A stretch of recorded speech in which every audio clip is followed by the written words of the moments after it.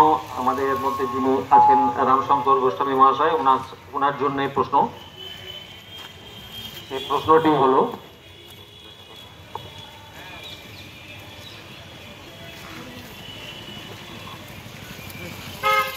Ramshankar sir আপনার জন্য প্রশ্ন। আমরা স্বাধীন, কিন্তু অন্য মানুষ, জীবজন্তু, গাছপালা এদের স্বাধীনতার জন্য কি করছি বা আমাদের কি করা উচিত বলে আপনার মনে হয় আজকের এই স্বাধীনতা দিবসের দিনে?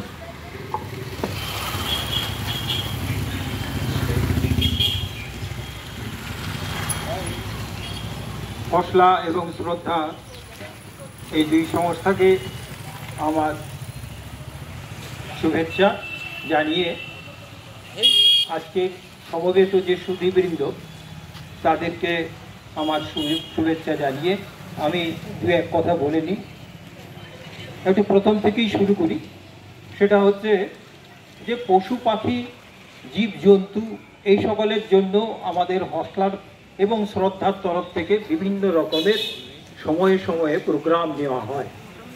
আমরা সচেতনতা বৃদ্ধি করার জন্য বিভিন্নভাবে চেষ্টা করেছি যাতে পথ কুকুর, অন্যান্য যে সমস্ত গবাদি জন্তু যারা স্বেচ্ছায় ঘুরে বেড়ায়, যার কোনো ঠিকানা নেই, তাদেরকে সংরক্ষিত জায়গায় রাখা, কিংবা এই সমস্ত পথের কুকুরকে যাতে অবাঞ্ছিত লোকেরা তারা বিভিন্নভাবে উত্ত্যক্ত করে সেগুলো যাতে না করে, এই কনসাসনেস বা সচেতনতা বৃদ্ধির জন্য আমরা ইতিপূর্বেই বিভিন্নভাবে চেষ্টা করেছি। তাছাড়া শীতের দিনে কিংবা বর্ষার দিনে তাদের জন্য একটা ছোট্ট কুটির তৈরি করে দেওয়া রাস্তার পাশে, এই রকম ধরনের ব্যবস্থাও আমরা অতীতে করেছি। এই অতীতে করার বিভিন্ন বিষয়গুলি বিভিন্ন মানুষ খুব আগ্রহে কিন্তু নিয়েছিল। তো আমরা এই পথর কুকুর বা অন্যান্য জন্তুদের জন্যও যেরকম চেষ্টা চালিয়ে যায় তাদের জন্য স্বাধীনতা দেওয়ার জন্য, তারাও তো জীব, সুতরাং সেই জীবকে আমরা যাতে জীবন দিয়ে রাখতে পারি সেই স্বাধীনতার টুকুন এনে দেওয়ার চেষ্টা করেছি বিভিন্নভাবে। দ্বিতীয়ত বৃক্ষের কথা বলি। এই সমস্ত গাছ গাছালি আমাদের চারিপাশকে সবুজ করে রেখেছে, এরা আমাদেরকে প্রাণদায়ী যে অক্সিজেন সাপ্লাই করে চলেছে, এই সমস্ত কিছুর যে বিষয়টা এর থাকলেও দেখা যাচ্ছে কি যে আমরা যথেষ্ট পরিমাণ গাছ লাগাচ্ছি কিন্তু যত্ন করি না। এই যত্নের অভাবে শতকরা হয়তো প্রায় 60% গাছই মারা যায়। কিন্তু যাতে এই সমস্ত গাছ মানে সঠিকভাবে বেড়ে উঠে যত্ন পায়, এই বিষয়টাও দেখা দরকার। তাছাড়া আরও একটা বিষয়, নির্বিচারে আমাদের বনকে কেটে ধ্বংস করা হচ্ছে, যার ফলশ্রুতিতে আমরা দেখতে পাচ্ছি গ্রীষ্মকালে যে এত বেশি গরম, এত বেশি মানুষের অস্বস্তির কারণ হয়ে দাঁড়িয়েছে যে আমাদের মনে হচ্ছে আহা, একটা যদি অশ্বত্থ গাছ কাছে থাকতো, আহা যদি একটা বট গাছ কাছে থাকতো, তাহলে আমরা সেখানে দুদণ্ড জিরিয়ে নিতে পারতাম। এই যে অনুভূতি, এই অনুভূতিটা সেই সময়তে মনে হয় যখন গ্রীষ্মের দাবদাহ আমাদেরকে মানে পীড়িত করে। এই অবস্থাতে আমাদের মনে হয়েছে যে পৃথিবীটাকে যদি আমরা একটুকু গাছের দ্বারা ছেয়ে দিতে পারি, একটু সবুজায়ন করতে পারি, তাহলে আমাদের সবচেয়ে ভালো হয়। সেই কোন রবীন্দ্রনাথের যুগ থেকে এই বৃক্ষরোপণ উৎসব শুরু হয়েছে। বিভিন্নভাবে তারা এই রবীন্দ্রনাথের জন্মদিন সেটাকে বৃক্ষরোপণের উৎসব হিসেবে প্রথমে শুরু করা হয়েছিল, সেটা এখন ক্রমবর্ধমান। মানুষের মধ্যে এই যে সচেতনতা বেড়ে যাচ্ছে, এইটাই আমাদের কাছে পরম প্রাপ্তি। তাদেরও স্বাধীনতা আছে, তাদেরও বেড়ে ওঠার জন্য তাদেরকে স্বাধীনভাবে মুক্ত আবহাওয়া দিতে হবে। এই জিনিসগুলো আমরা চেষ্টা করছি মানুষের মনে যে বৃক্ষরোপণ করতেই হবে এবং না করলে আমাদের বাঁচার উপায় নেই। তৃতীয়ত মানুষের যে স্বাধীনতা, আমরা জানি যে বিভিন্নভাবে আমরা স্বাধীনতার বিষয়টা ব্যাখ্যা করে থাকি। এই স্বাধীনতা ব্যাখ্যার বিভিন্ন যেরকম মানসিক সে সেরকমভাবেই ব্যাখ্যা করতেই পারে। কিন্তু স্বাধীনতা মানে উচ্ছৃঙ্খলতা নয়। এই যে একটা রিসেন্টলি ঘটে গেল আরজি করের ঘটনা, সেটা এক ধরনের উচ্ছৃঙ্খলতা।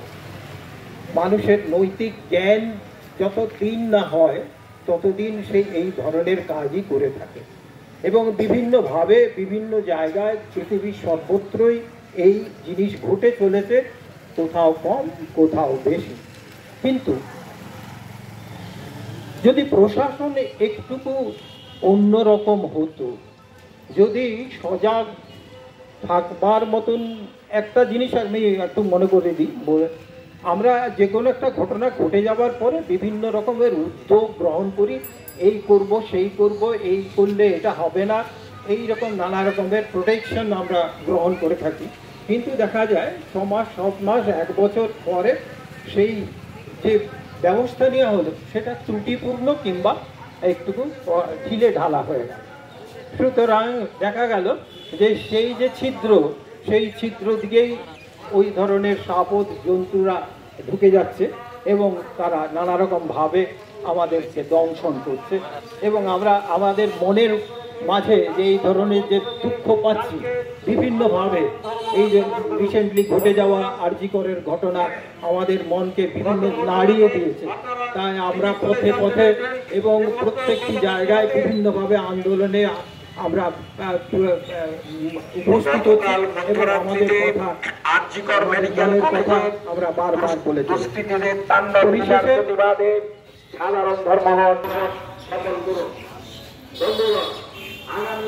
স্বাধীনতা কেমন ভাবে এলো, নারীদের বিশেষ করে তারা যে পর্যায়ে ছিল একটা সময়, পরবর্তীকালে কেমন করে তারা শৃঙ্খলিত হলো, আবার পরবর্তীকালে পুরুষের দ্বারাই তারা কেমনভাবে মুক্ত এবং একটা নতুন সূর্যের আলো দেখল, সেই বিষয়টা আমি একটু ছন্দে যদি বলি তাহলে কি কার আপত্তি আছে?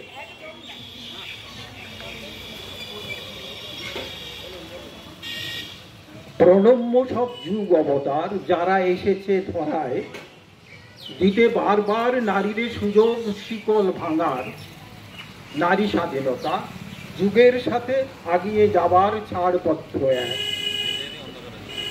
গুহাবাসী থেকে গৃহবাসী হতে সময় নিয়েছ যুগ যুগ ধরে, লড়েছ সমানে সমান, সমান তোমার ছিল বহুকাল, বাঁচার জন্য উপায় অধিকার, পুরুষের সাথে সমান বিহার, কাঁধে কাঁধ দিয়ে করেছ শিকার, তবুও তোমারে বেঁধেছে শিকলে, পুরুষেরই এক গোষ্ঠী সমাজ, রাখিতে তোমাতে নিজ অধিকার।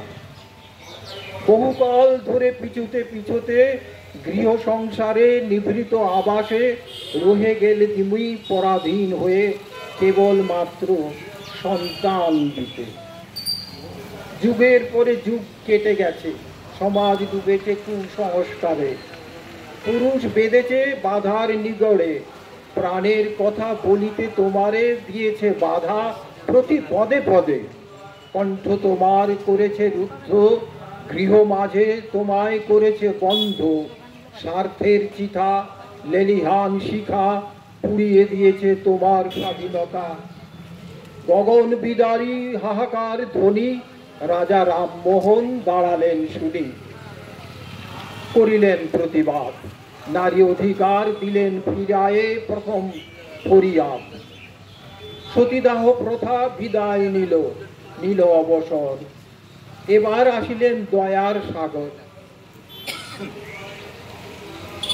রুধিরে বিবাহ জন্ম মাত্র, নারী জাতি পেল বাঁচার মন্ত্র, মাথা উঁচু করে শিক্ষার অধিকার, অন্ধকার থেকে আলোর বার্তা, ঘরে ঘরে তার মহান বারতা, দিল স্বাধীনতা ঘুচাতে মূঢ়তা, মুছে গেল সব অন্ধকার পেয়ে শিক্ষার আলো। নারী জাতি পেল আলোর দিশা, কেটে গেল তার সেই অমানিসা, পুরুষেরা গেল পিছে, পুরুষের স্থান অধিকার করি নারী জাতি লইল জিতে।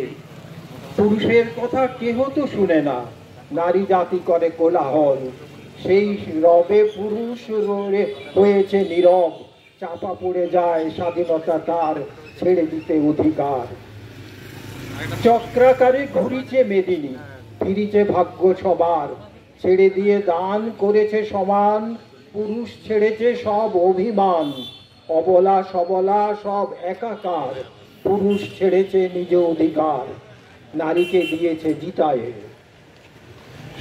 নারী স্বাধীনতা পাহাড় প্রমাণ, চাপে পড়ে আছে পুরুষের প্রাণ, কুলকে পায় না যোগ্যত মান, আইনের মার প্যাচে। তবুও তো তারা পায় সম্মান, আমারই ঘরের মা দিদি বোন, কুর্নিশ করি প্রত্যাশা করি যেন পায় প্রতিদান আগামী ভবিষ্যতে। নমস্কার। অসংখ্য ধন্যবাদ।